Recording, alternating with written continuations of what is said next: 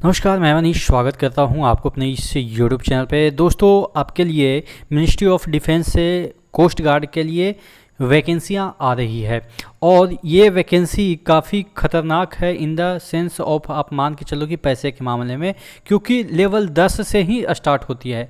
आप जनरली सोचते होंगे कि लेवल 5 में जॉब हो जाए, लेवल 2, लेवल 3, लेवल 4 जो भी इस तरह के जॉब हो जाएं तो ही काफ़ी है। यहाँ पे 10 से स्टार्ट हैं तो समझ सकते हैं कि सैलरी स्टार्टिंग में ही तकरीबन आपको मिल जाएंगे 80 से 85 हज़ार।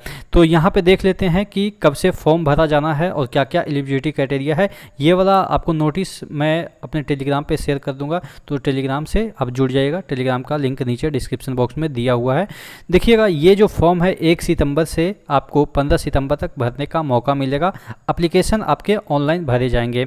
यहाँ पे आपके जीडी की वैकेंसी है, उसके बाद कुछ आपके जो टेक्निकल बैकग्राउंड से कैंडिडेट हैं उनकी वैकेंसी है। पहले जीडी की वैकेंसी हम बात कर लेते हैं, जनरल ड्यूटी की वैकेंसी की हम बात कर लेते हैं। तो पहला वैकेंसी जीडी है जो कि 21 से 25 वर्ष की आयु तक के लोग भर सकते हैं। इसके लिए आपको ग्रेजुएशन चाहिए 60% मार्क्स के साथ, प्लस आपके मैथ्स और फिजिक्स होने चाहिए इंटर में, और वो भी 55% दोनों में कम से कम होने चाहिए। ठीक है।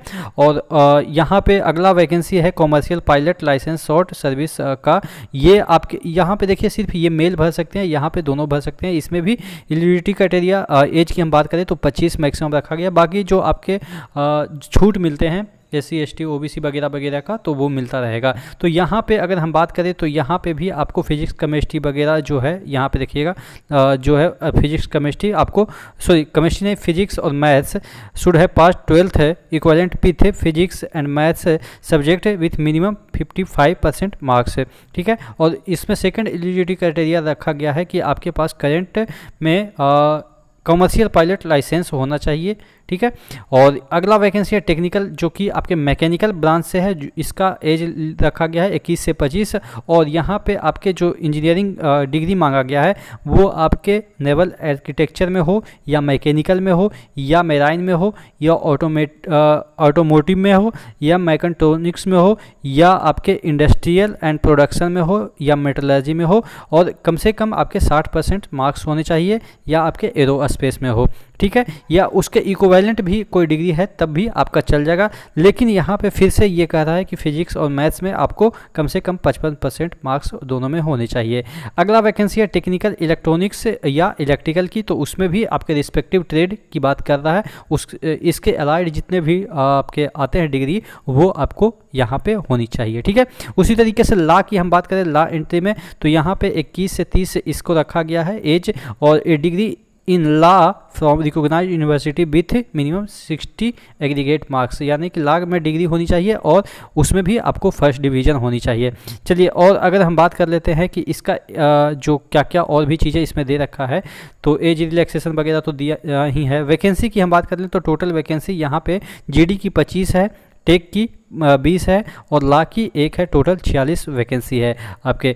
यहाँ पे एडिशनल एलिजिबिलिटी क्राइटेरिया जो है वो आपके ट्रेनिंग एकेडमी वगैरह जो यहाँ से कोस्टल गार्ड के एम्प्लॉई हैं उनके लिए क्या क्या दे रखा है वो अलग मुद्दा है। चलिए, हम टाइप ऑफ कोर्स की बात कर लेते हैं। यहाँ पे ये वो कोर्स की हम बात कर रहे थे, ये आपका टेक्निकल बैकग्राउंड की कोर्स है, वो अलग चीज़ है, वो आपको देखने की ज़रूरत नहीं है। यानी कि चलिए, सिलेक्शन की हम बात कर रहे थे, तो सिलेक्शन यहाँ पे 1 से 5 स्टेज में आपको सिलेक्शन मिलना है, यानी कि 1 से 5 स्टेज तक क्लियर करेंगे तभी आपका सिलेक्शन होगा। जो नंबर है वो फर्स्ट स्टेज और थर्ड स्टेज के नंबर पे ही आपका मेरिट बनेगा, लेकिन क्लियर आपको 5 स्टेज करना है। कैसे, क्या, कौन सा टेस्ट में क्या पूछा जाएगा वो भी हम देख लेते हैं। स्टेज 1 में आपको जो सिलेबस है आप देख सकते हैं कि 25 से 25 क्वेश्चन के 4 सेक्शन है, 2 घंटे का है। एक क्वेश्चन 4 नंबर का है, -1 नंबर का है, गलत कीजिएगा तो।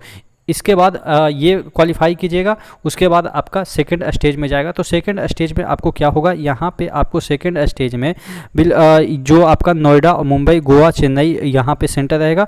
और यहाँ हालांकि जो फर्स्ट स्टेज है वो आपके नियर बाई सेंटर में होंगे, जिसमें कि 5 चॉइस दिया जाएगा। 5 चॉइस में आपको कहीं भी आप एग्ज़ाम दे सकते हैं, लेकिन जैसे ही आप सेकंड स्टेज में जाते हैं तो यही सब जगह पे आपका एग्ज़ाम होगा।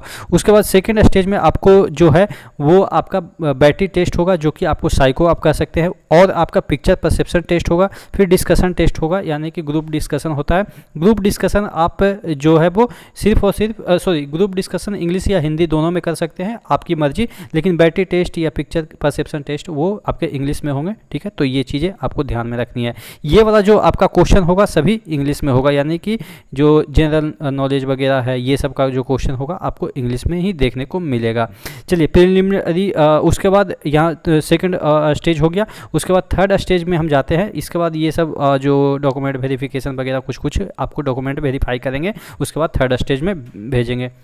थर्ड स्टेज की बात करते हैं तो थर्ड स्टेज में यहाँ पे the candidate qualifying for the third stage will be intimated on completion of second stage. और यहाँ पे आपको जो थर्ड स्टेज है वहाँ पे the candidate are subject to psychological test होगा। उसके बाद ग्रुप टास्क होगा, ग्रुप कुछ टास्क दे दिया जाएगा, कुछ लोगों के एक ग्रुप बना के उसमें टास्क दे दिया जाएगा। उसके बाद इंटरव्यू होगा यानी कि पर्सनालिटी टेस्ट होगा, और उसके बाद final selection will be conducted tentatively during जनवरी से अप्रैल के बीच में आपका सिलेक्शन होगा। तो ये सब जो टेस्ट है वो थर्ड में होंगे और इसके मार्क्स जुड़ेंगे, ठीक है। फर्स्ट और थर्ड के मार्क्स जुड़ेंगे मेरिट में, बाकी सब सिर्फ और सिर्फ क्वालिफाइंग है। फिर चौथा जो है स्टेज आपका मेडिकल एग्जामिनेशन होगा। फिर पांचवा स्टेज होगा इंडक्शन, जिसमें कि इसमें दे रखा है कि जो क्लियर करेंगे चौथा stage and stand in all India merit list as per vacancy available will be provisionally selected for training. यानी कि आपको फिफ्थ स्टेज है वो ट्रेनिंग के लिए सिलेक्ट किया जाएगा। Will be required to report at INA। तो यहाँ पे आपको बेसिकली फिफ्थ में इंडक्शन किया जाएगा यानी कि अंदर लिया जाएगा और कुछ है नहीं। उसके बाद जो चीज़ें हैं रिजल्ट डिक्लेरेशन कितने दिनों में हो जाएगा, कैसे कैसे रिजल्ट होगा वो तो बात की बात है। चलिए अप्लाई कहाँ पे करना है, इस वेबसाइट पे जाके अप्लाई करना है, ठीक है। ऑनलाइन आपको 1 सितंबर से 15 सितंबर के बीच ही आपको अप्लाई करना है।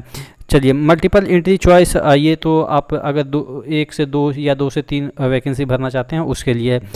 डॉक्यूमेंट अपलोड करना है शुरुआती फेज में, फिर सिलेक्शन होगा सेकंड स्टेज के लिए तो फिर अलग अलग तरह के डॉक्यूमेंट्स अपलोड करने पड़ेंगे। तो फर्स्ट स्टेज में कौन कौन से डॉक्यूमेंट्स अपलोड करने हैं वो यहाँ पे दे रखा है। बर्थ सर्टिफिकेट है वो आपको अपलोड करना है, date of birth certificate, 10th के मार्कशीट आप जहाँ पे लिखा हुआ है आपका बर्थ, तो वो उससे आपका काम चल जाएगा।